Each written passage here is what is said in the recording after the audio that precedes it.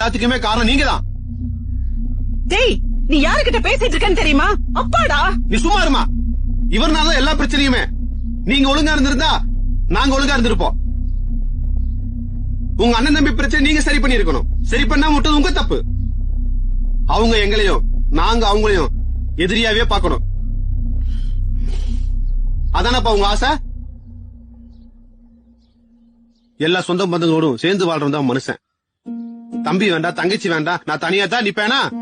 அப்ப நாளைக்கு நாங்களும் தனியா தாப்பா நிக்கணும். எங்களுக்குன்னு எந்த ஒட்டு ஓரம் இருக்காது. ஊர் உலகத்துல யாரு சண்டை ஓடாம இருந்திருக்கா? ஒரு நேரம் அடிச்சுக்கிட்டாலும் ஒரு நேரம் சேர்ந்துக்கிறது இல்லையா? இவ்வளவு வீம்பான மனுஷனை நான் பார்த்ததே இல்லம்மா. அண்ணன் கல்யாணத்துல சேர்ந்துருவோம், தங்கச்சி சடங்குல சேர்ந்துருவோம் அப்படின்னு எவ்வளவோ நம்பணுமா? அவரு சேர மாட்டாரு, நம்ம யாரையும் சேர விடவும் மாட்டாரு. வீடா